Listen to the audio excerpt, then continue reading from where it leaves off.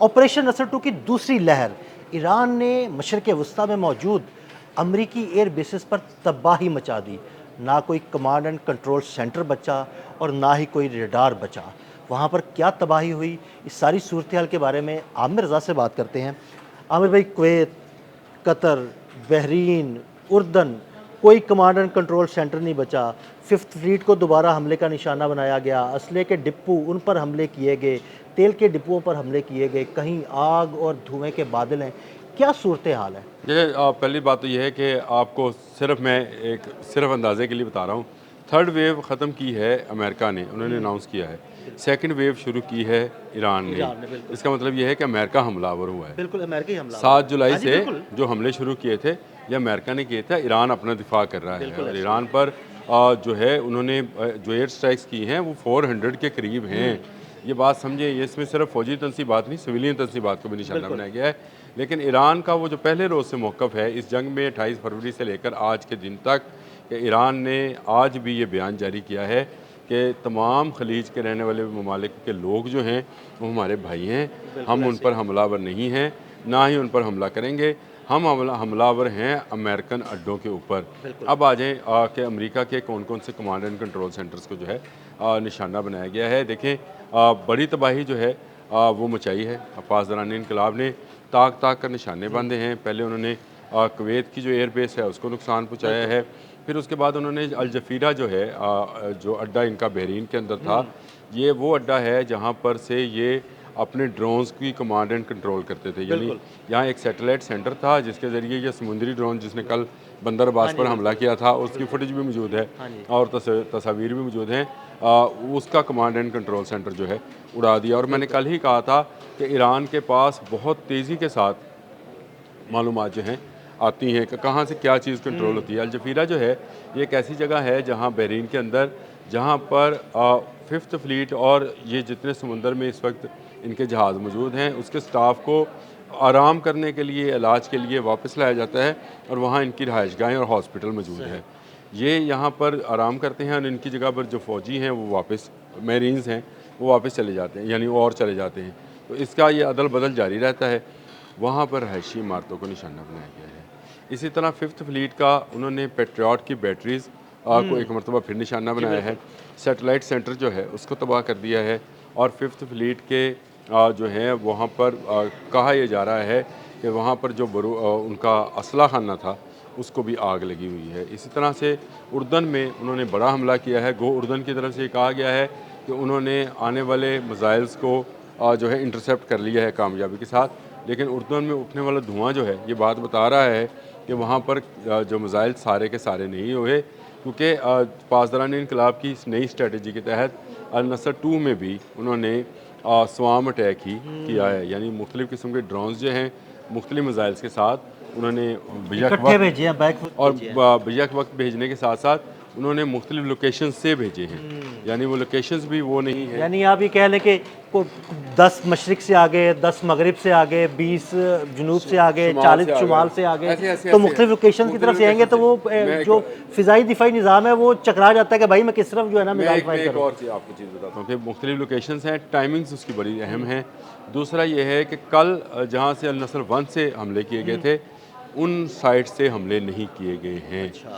यानी वो, क्योंकि आप भी समझते हैं कि सैटेलाइट जो है वो तो बता देता है, लोकेट कर लेता है जहाँ से मिसाइल फायर हो, वो बता देता है कि भाई यहाँ पर जो है ना यहाँ बैटरी मौजूद है है। या ट्रक मौजूद था।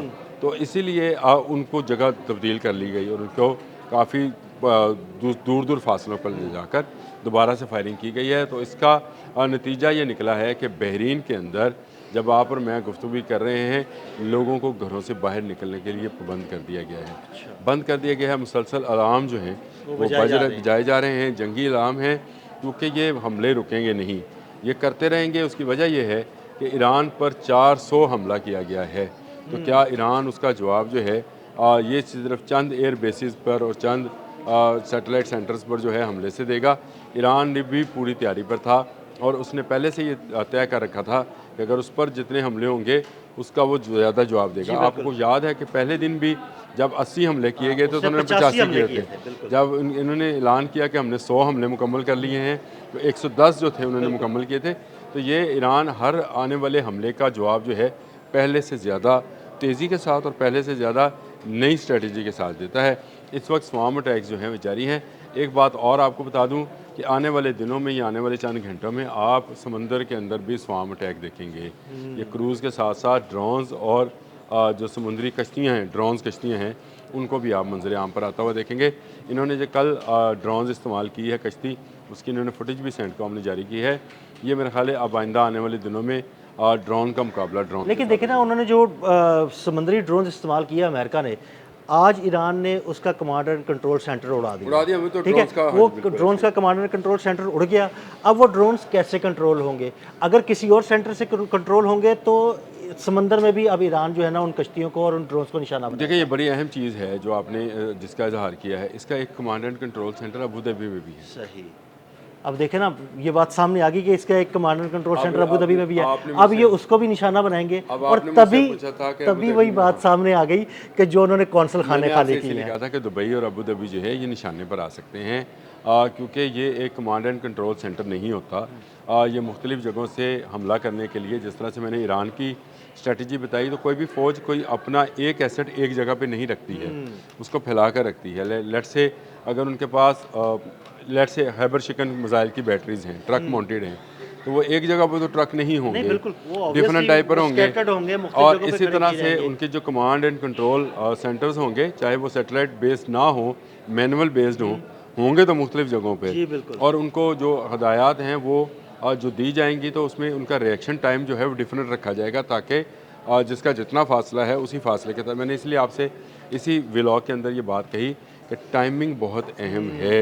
ये मुख्तलिफ जगहों से जो हमला किया जाता है, ये पहुँचे एक वक्त पर, तभी जाकर ये इफेक्टिव। स्वाम अटैक का मतलब ही यही है, ज़्यादा तादाद में और एक ही वक्त में पहुँचे, मुख्तलिफ जगहों से फायर हों, तभी जाकर रडार जो है वो कंफ्यूज भी होगा। हाँ, वो इंटरसेप्ट भी करेगा, मारेगा भी, रोकेगा भी। भाई कितने इंटरसेप्ट करेगा? अगर 500 मिसाइल और ड्रोन्स हों, वो कितने कर लेगा? 15, 20, 30, 40, 50, 100? यही तरीका होता है स्वाम अटैक का। वो तो यूक्रेन ने जो रशिया पे किया ड्रोन्स के साथ, रशिया उसको नहीं रोक पाया था। इसी तरह रशिया ने जो यूक्रेन पे किया, अमेरिकी पेट्रियाट होने के बावजूद यूक्रेन नहीं रोक सका, कीव के अंदर तबाही मची।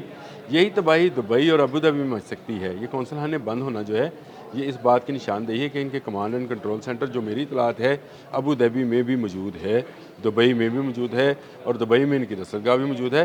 तो ये ईरान ने जो पासदारान इनकलाब ने जो नसर 2 जो ऑपरेशन है, इसको अभी आज अल सुबह शुरू किया है।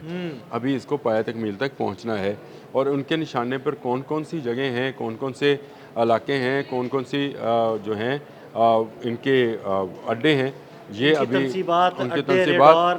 देखिए, मैं एक बात आपसे और कहना चाहता हूँ, ये है कि एक जाल सा अमेरिका ने बिछाया हुआ है पूरे मिडल ईस्ट के अंदर अपने अड्डों का।